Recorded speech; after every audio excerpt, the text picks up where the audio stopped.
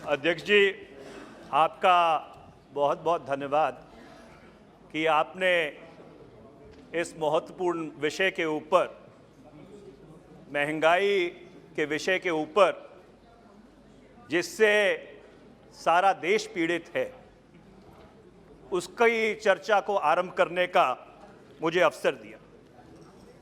ये जो महंगाई पे चर्चा है, ये एक व्यापक परिप्रेक्ष्य में हो रही है और उस परिप्रेक्ष्य का मैं इस सदन के समक्ष जिक्र करना जरूरी समझता हूं। अध्यक्ष जी, 5 मूलभूत आधार के ऊपर कोई भी अर्थव्यवस्था खड़ी होती है। सबसे पहला बचत, दूसरा निवेश, तीसरा उत्पादन, चौथा खपत और पांचवा रोजगार। अंग्रेजी में इसे कहते हैं savings, investment, production, consumption and employment. और ये बहुत दुर्भाग्यपूर्ण बात है कि पिछले 8 वर्ष में ये जो पांचों मूलभूत आधार हैं, इनके परकच्छे उड़ गए। अध्यक्ष जी, वर्ष 2004 से लेकर 14 तक जब यूपीए की सरकार रही तो 27 करोड़ लोगों को गरीबी रेखा से ऊपर उठाया गया। और यह दुर्भाग्यपूर्ण बात है कि 2021 में एक रिपोर्ट सार्वजनिक हुई और उस रिपोर्ट के मार्फिक यह पता लगा कि 23 करोड़ लोग दोबारा से गरीबी रेखा के नीचे चले गए हैं। जो अनूप सतपथी समिति है, जो ये कहती है कि गरीबी रेखा 375 रुपए प्रतिदिन की बेंचमार्क पे है, उसके नीचे चले गए। और उससे भी दुर्भाग्यपूर्ण बात यह है अध्यक्ष जी कि 77% जो इस देश का धन है, 77% जो इस देश का धन है, वो सिर्फ 1% लोगों के हाथ में है।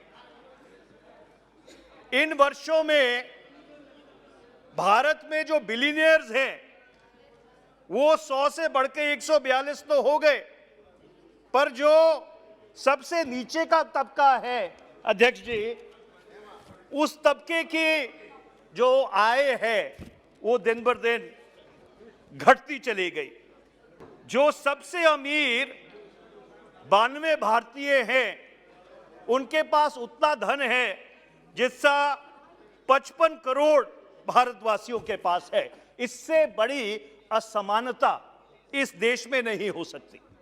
और इस सबकी शुरुआत 8 नवंबर 2016 को हुई थी, जब एनडीए भाजपा सरकार ने बगैर सोचे समझे इस देश में नोटबंदी जारी कर दी थी। 15,31,000 करोड़ रुपया डिमोनेटाइज हुआ था और उसमें से 99% जो पैसा है, 15,41,000 करोड़ रुपया डिमोनेटाइज हुआ था। 15,31,000 करोड़ रुपया उसमें से वापस जो बैंकिंग सिस्टम है उसमें आ गया। और आज तक ना सदन को इस बात की जानकारी दी गई है। और दुर्भाग्यपूर्ण बात है कि पिछले 8 वर्ष से वो मामला उच्चतम न्यायालय में लंबित है कि ये जो फैसला था, ये फैसला क्यों लिया गया और उस फैसले का इस देश के ऊपर क्या असर पड़ा। और मैं आपको बताना चाहता हूं, उसका असर ये पड़ा कि जीडीपी का जो वृद्धि दर था वो 2017-18 में 6.8% था, 2018-19 में गिरकर 6.6% हो गया, 2019-20 में गिरकर 3.7% हो गया, 2021-22 में ये -6.6% हो गया, जिसमें कोविड का बहुत बड़ा असर रहा। और वर्ष 21-22 में ये 8.9% पर आया, पर यह आंकड़ा एक मिथ्या है क्योंकि रियल जीडीपी ग्रोथ जो है वो सिर्फ 2.3% थी। मैं ये बात इसलिए बताना चाह रहा हूं कि अर्थव्यवस्था का जो पतन हुआ वो सिर्फ कोविड के कारण नहीं हुआ। कोविड उसमें एक फैक्टर हो सकता है, पर उससे पहले ही जो भारत की अर्थव्यवस्था थी वो लगातार और निरंतर गिरती जा रही थी। और इसका सबसे बड़ा प्रमाण ये है कि जो पहले 6 महीने थे वर्ष 2018-19 के, उसमें जो फंड फ्लो था कमर्शियल सेक्टर में वो 7,36,087 करोड़ से गिरकर आपके सिर्फ 90,995 करोड़ रह गया। 87.6% उसमें गिरावट आई। और इस नोटबंदी के बाद सरकार ने जीएसटी लागू किया और उस जीएसटी का सीधा सीधा असर क्या हुआ कि 2,30,000 जो एमएसएमई क्षेत्र में छोटे लघु उद्योग थे, वो छोटे लघु उद्योग बंद हो गए और वो आज भी उस मार से उभर नहीं पाए हैं। सभापति महोदय, आज की तारीख में भी जो एमएसएमई सेक्टर है, जो लघु उद्योग हैं, उनका 10.6 लाख करोड़ रुपया बकाया है। सरकारी बकाया नहीं है, but they have outstandings of 10.6 lakh crore. अब मैं आपसे ये पूछना चाहता हूं, इस सदन से ये पूछना चाहता हूं, अगर जो लघु क्षेत्र है जो करोड़ों करोड़ों लोगों को रोजगार देता है, अगर उसकी payments to the extent of 10.6 lakh crore delay होंगी तो वो क्षेत्र बिल्कुल पूरी तरह से समाप्त हो जाएगा, खत्म हो जाएगा। और इस नोटबंदी का, जीएसटी का जो असर है वो सिर्फ आपके लघु उद्योग पे नहीं पड़ा। रोजगार 2017 में जो बेरोजगारी दर था वो 4.77% था, 18 में बढ़कर 7% हो गया, 19 में बढ़कर 7.6% हो गया, 2020 में बढ़कर 9.1% हो गया और 2021 में बढ़कर 7.9% हो गया और जून 2022 में यह 7.8% पे था।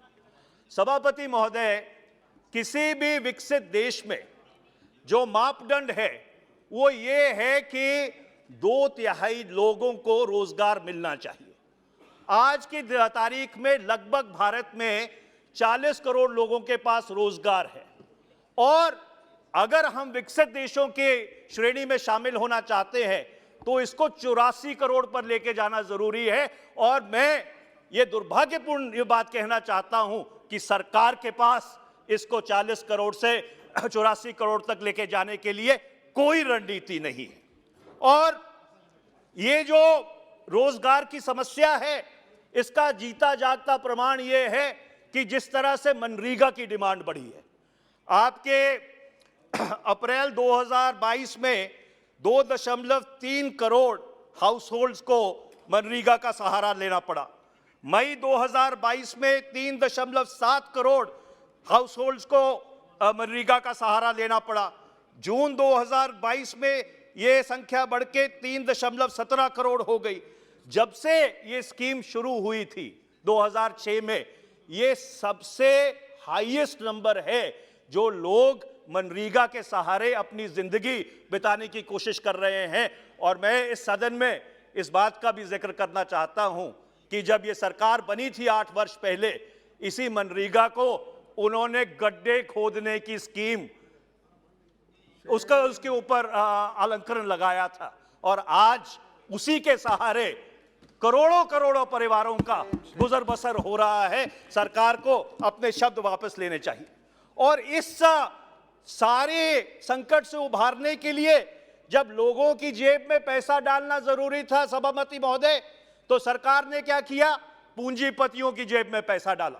2019 में 1,45,000 करोड़ के अपना कंसेशंस कॉर्पोरेट सेक्टर को दिए और 2014-15 से 19-20 के बीच 4,32 लाख करोड़ रुपए के जो कंसेशंस हैं वो पूंजीपतियों को इस सरकार में दिए।